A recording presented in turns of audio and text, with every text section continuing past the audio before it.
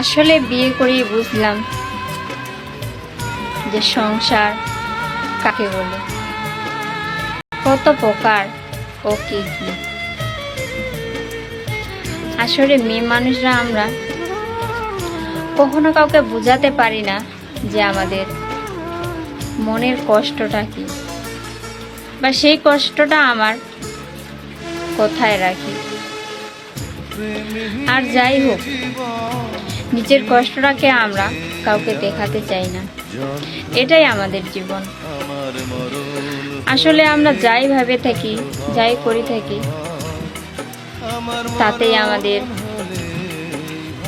একহারে জীবন চলে যায়।